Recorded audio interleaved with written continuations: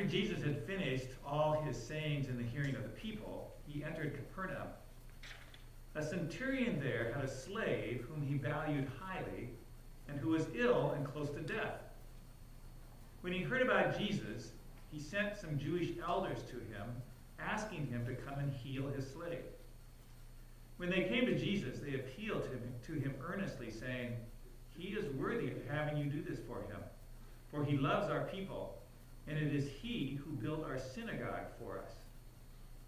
And Jesus went with them.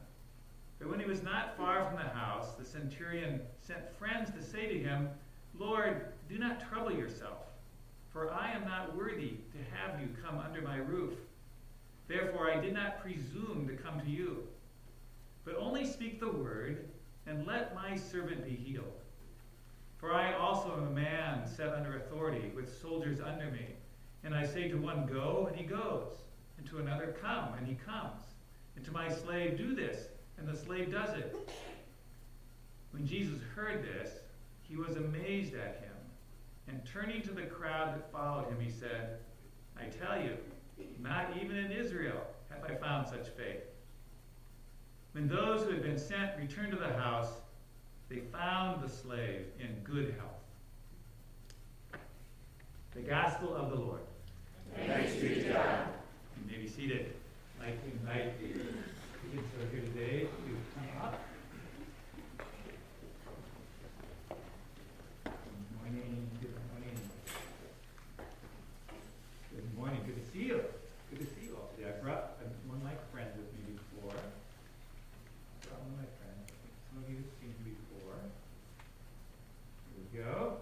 Okay, here we go. Here's my little friend. We'll raise him up high for everybody to see it. So we're talking about prayer today and who God listens to. And first of all, when you pray to God, does God listen to you? God, yes, God does. God loves you so much. God hears your prayer. Yeah, what were you going to say?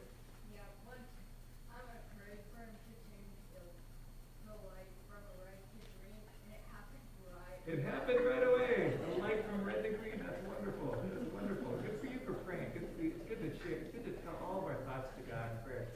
Now, my little friend came with me to church today, and he said, he knew I was going to be talking about prayers and God. He said, "Does God listen to me too? God listen to me?" He says, "I'm not like everybody else. I'm really strange." He said, "Like you got to admit this. I'm just kind of strange, and I don't look like other people. So I don't know if God really cares about me or not." But what do you think? What would you tell him? Does God listen to him? Yeah? You think so? What? How come? God cares about everything. That's it. God cares about everybody. God loves every one of us. There's no one who's outside of God's family, not even this pushy little guy who likes to come flying around and see all of you. So that's the good news for us today, is each one of us, we go to God and we say, "God, this is what I'm working on today, this is what I'm scared about today," and God hears us all. We're all part of God's family. Okay, thank you very much. You can go sit down.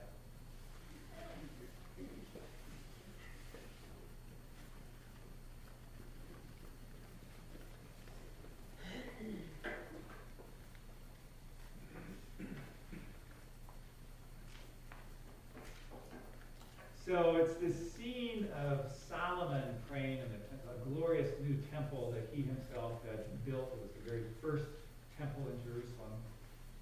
And there's this amazing prayer that we heard in the first lesson when Solomon is praying to God and says, "God, when the foreigners come to this temple and pray to you, please hear them, O Lord. Please listen to them.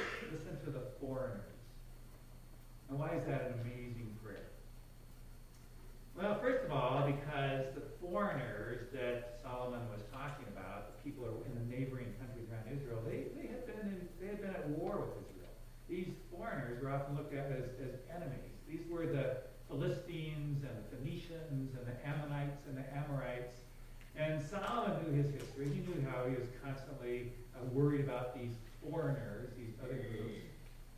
But here he is, praying to God for the foreigners, that God would also listen to them, bless them. So it's amazing that he would be praying that for people that very often were his enemies. Secondly, him praying for the foreigners, and that they would come to the temple and that God would listen to them, is also amazing on a religious standpoint, because in the Old Testament, God's word to the people of Israel in the Old Testament is that foreigners were spiritually unclean. That it wasn't a hygiene thing like we have today. They didn't know germ theory at that time. But at a spiritual level, if you came into contact with a foreigner, you also became spiritually unclean. There was something that was kind of clouding your aura at that point, we might say. And you yourself could not go into the temple and pray or worship again until you've gone through a series of rituals of purification. That's why in the gospel lesson, when the centurion, who was a Roman soldier, wants Jesus to come and heal his slave, he says to Jesus, he says, look, I know that I'm not worthy for you to come into my house. He knew that Jesus was a good, faithful Jewish rabbi, and Jewish rabbis did not go into the houses of foreigners because they would become spiritually unclean. He said, I knew that I shouldn't approach you too close. But here's Solomon praying that these foreigners, who on the one hand were enemies and secondly were thought of ordinarily as spiritually unclean, that he was praying to listen to them, God. When they prayed, he would listen to them. And finally, it's amazing just because, as we see throughout the Old Testament, the people of Israel had such a deep sense of being God's people, God's chosen ones, that it was just hard for them typically to think of anybody outside of Israel as being part of God's chosen ones. And so Solomon is modeling for us an incredible sense of grace and openness for God to hear the foreigners, to God to welcome the foreigners. And of course, this grace and openness of Solomon is exceeded by God, who of course hears the foreigners, who cares for the foreigners. That's what gets played out in the gospel lesson when Jesus helps this foreigner, this Roman centurion, when Jesus is in fact impressed with his faith, and without even going to the house, his servant becomes well.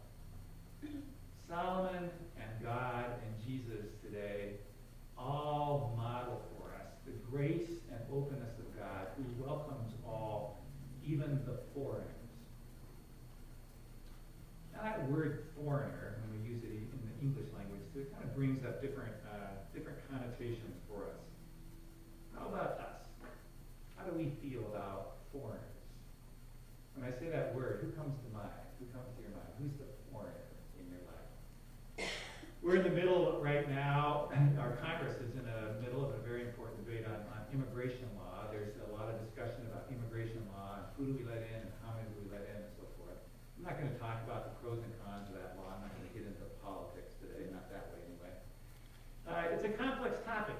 It's a complex topic. As you know, my first congregation was made up of people from Central and South America. 80% of them at the time didn't have a residency visa. They were here as refugees, or they were here undocumented, and so forth. So I've been familiar with immigration issues for a long time. It's a complicated thing to know how to maintain safe borders, how to allow in the right amount of people so that they can find work and yet not displace the workforce in America. It's good that it's being debated. But in back of all that is just kind of a question for us as a people and us as individuals. How do we feel about foreigners?